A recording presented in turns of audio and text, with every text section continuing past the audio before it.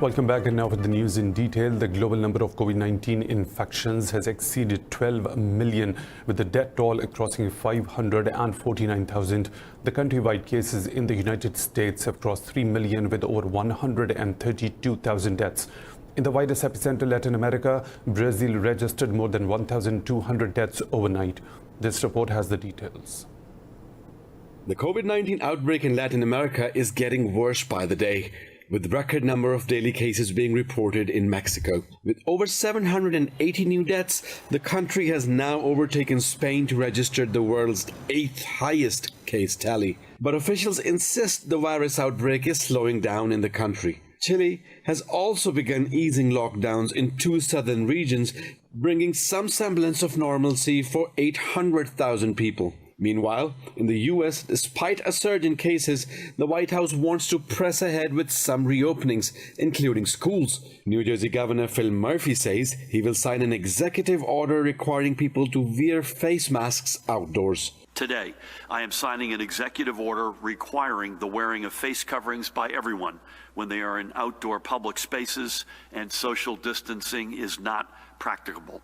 This is absolutely vital when individuals find themselves in a crowded situation, such as when walking down a packed boardwalk or in a line that is not properly spaced apart.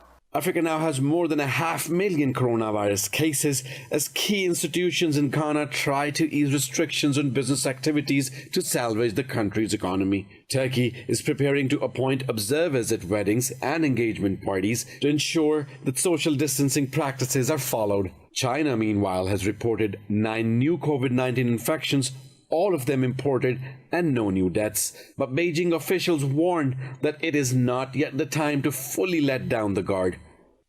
Although the city's epidemic prevention and control work has achieved some promising results recently, zero new case does not mean zero risk or zero hidden danger. From infection to incidence, the symptoms of COVID-19 are complex and diverse. Some symptoms are not typical and not easy to notice, but the carrier can easily spread the virus. It is far from the time to relax our guard. We must be cautious all along and continue to carry out the epidemic prevention measures. Meanwhile, South Korea has reported 50 new cases of the coronavirus as new clusters emerge across the country. The Centers for Disease Control and Prevention say the nation's tally has risen to over 13,000 cases and 287 deaths. Meanwhile, in Pakistan, another 61 people have died of COVID-19 in the past 24 hours, raising the toll to nearly 5,000. The Health Ministry says the infections tally has risen by over 3,000 to nearly 241,000. The ministry said over 145,000 people have recovered from the virus so far. It said there are over 90,000 active cases in the country, among which nearly 2,200 are critically ill. Meanwhile, Prime Minister Imran Khan has inaugurated Islamabad Isolation Hospital and Infectious Treatment Centre. The hospital, constructed in record 40 days, will be operational from today. The Saudi coalition fighting in Yemen says Houthi rebels launched a missile targeting MARIB city, which landed in a civilian area. In a statement, a coalition spokesperson, Colonel Turki al-Maliki, said the ballistic missile was propelled from within Yemeni territory. Al-Maliki said Houthis continue to violate international humanitarian law by launching missiles and targeting civilians. He said the launch is a deliberate escalation against innocent civilians.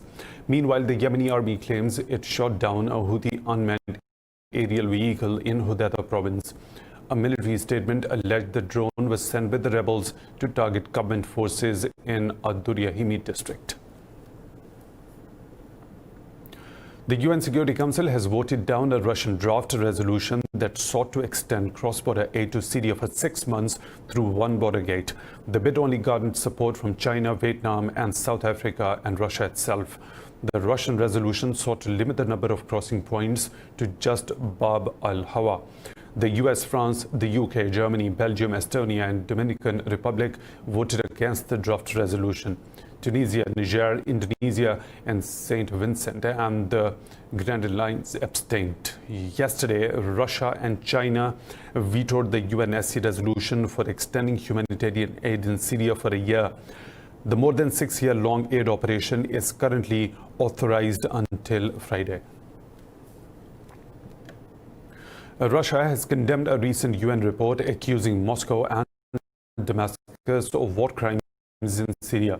Speaking at a news conference in Moscow, Foreign Minister Sergei Lavrov said the report is based on data from social media and anonymous sources. The minister said the UN Commission of Inquiry on Syria, which released the report, was established by a non-consensual decision. Lavrov said Moscow stands for the necessity to examine any conflict issues, basing it on trustworthy particulars and data. He added that the Commission cannot vouch for the authenticity of its information. On Tuesday, the UN Commission report said Syrian and the Russian warplanes carried out airstrikes on the civilian population in Idlib, which amounted to war crimes. Tehran and Damascus have signed a new comprehensive military cooperation agreement to strengthen Syrian air defense systems. Iranian military's Chief of Staff, Major General Hossein Bagheri, and Deputy Commander-in-Chief of Syrian Forces, Major General Ali Abdullah Ayoub, signed the agreement. The Iranian state media says the two officials also discussed the situation in Syria and the withdrawal of the foreign forces. It quoted Bagheri as saying regional people and countries do not welcome the US presence. He also urged Turkey to settle issues with Syria through dialogue. For his part, criticizing Washington sanctions, Ayoub said the US has been unable to bring Iran, Syria, and the resistance front to their knees. The US has criticized a UN finding that an American drone strike that killed a top Iranian general was unlawful. State Department spokesperson Morgan Ortagus said the UN report whitewashed Qasem Soleimani's notorious past. Ortagus said it takes a special kind of intellectual dishonesty to issue a report condemning the US for acting in self-defense. She said this tendacious and tedious report undermines human rights by giving a pass to terrorists. Earlier this week, a UN Special Rapporteur, Agnes Callamard, said Soleimani's killing in January in Iraq violated the UN Charter. She called it an arbitrary killing and said the US provided no evidence that an imminent attack against its interest was being planned. Callamard will present her findings to the UN Security Council today. The Taliban say Germany has assured the group of its support for the intra-Afghan negotiations. The group's spokesperson Suhail Shaheen said German Special Representative met Taliban leader Mullah Abdul Ghani Baradar in Qatar. He said the two sides discussed the progress made in the implementation of the Doha peace deal. Shaheen said both leaders also discussed the prisoner swap and withdrawal of the foreign troops from Afghanistan. The intra-Afghan talks are currently pending prisoners' release by both Kabul and the Taliban as agreed under the Doha deal. UN Secretary General Antonio Guterres says the conflict in Libya has entered a new phase, with foreign interference reaching unprecedented levels. Addressing a virtual meeting of the Security Council, Guterres expressed concerns over a military build-up around Sirte and the violation of the arms embargo. He said the UN is working to mediate an end to an oil blockade imposed in January by Eastern-based forces. Guterres said the blockade has resulted in more than $6 billion in lost revenue for Libya, which has added to the economic hardship. Russian Foreign Minister Sergei Lavrov says the appointment of a permanent UN Special Envoy in Libya will contribute to easing tensions. Meanwhile, Turkey's Foreign Minister Mevlut Çavuşoğlu said Ankara and London have reached an agreement on a diplomatic solution in Libya. Ivory Coast Prime Minister Amadou Gon Coulibaly has died at 61. President Alassane Ouattara said Coulibaly became unwell during a weekly cabinet meeting and was taken to a hospital where he passed away. Coulibaly was the ruling party's candidate for the October presidential election. He had returned to Ivory Coast for a few days back after 2 months in France to undergo a heart examination. His sudden death is likely to set off a scramble within the ruling RHDP party to replace him as its candidate in the election. In the US, a lawyer for one of 4 police officers charged in the George Floyd killing case has asked to have his client's case dismissed. In court filings, Thomas Lane's lawyer, Earl Gray, says there is no probable cause to charge Lane based on the evidence and the US law. Gray filed transcripts from body camera footage of 2 junior officers, the other being J. Alexander Quing, The transcripts show Floyd told officers he couldn't breathe more than 20 times, to which Chauvin replied, "It takes a heck of a lot of oxygen to talk."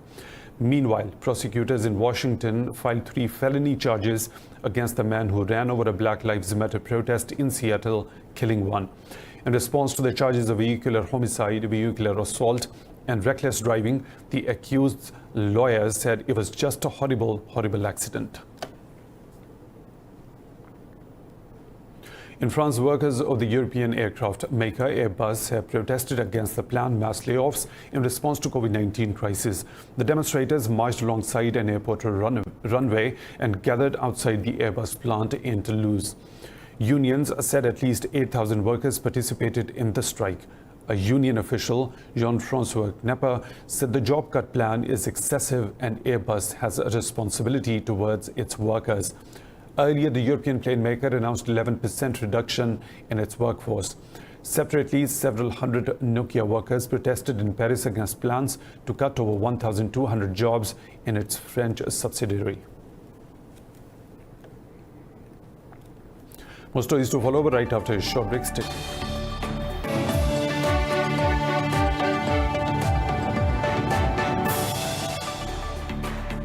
Welcome back. Indian Border Security Force has killed 25 Bangladeshi civilians in the first 6 months of 2020. In a report, a human rights watchdog, Odhikar, said BSF wounded 17 and abducted another 3 Bangladeshis. The report said India's border force victimized a total of 45 Bangladeshi nationals between January and June. The report said a BSF member entered Bangladesh and shot dead a local boy during this period. Bangladesh Lieutenant Colonel Fiyazur Rahman said their officers have sent several protest letters to India against those killings. The shootings along the border occurred as BSF exercised its controversial shoot-on-sight policy to prevent illegal crossing. Italian surgeons have successfully separated 2-year-old conjoined twins with a rare congenital defect. It is the first time such an operation has been carried out in Italy. The girls, who belong to the Central African Republic, had their skulls fused back to back. Doctors said the sisters share much of their cranium and vein system. Medics say this condition occurs around once in every 2 million births.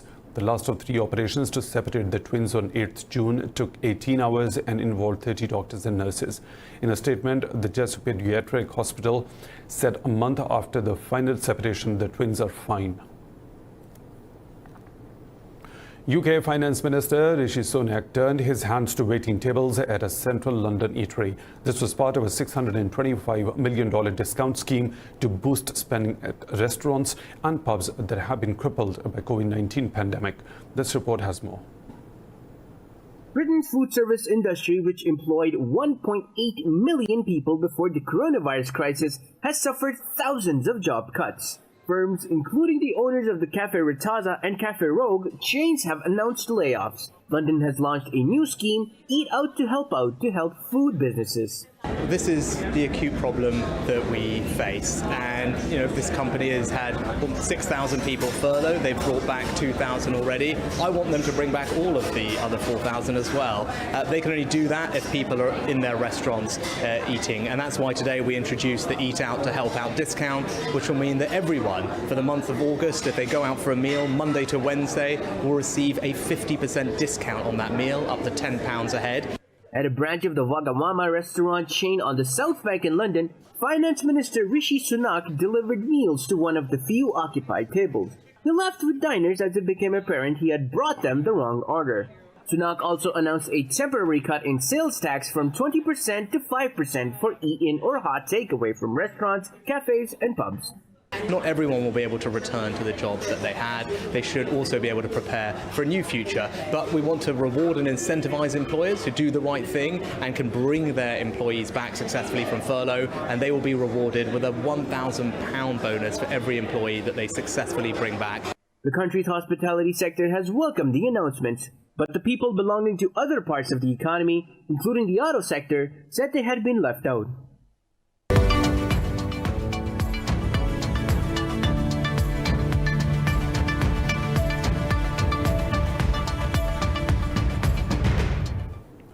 Shares in Asia Pacific are trading higher as Chinese inflation data for June spurred investor hopes. Mainland Chinese stocks continue to lead gains among the region's major markets.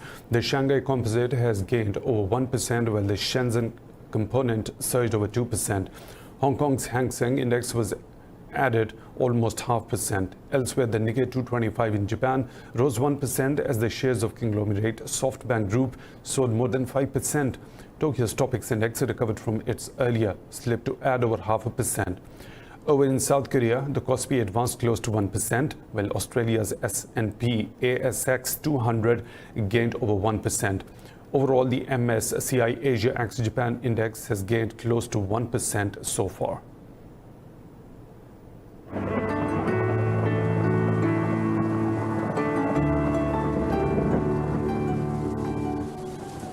And now the weather situation from around the globe.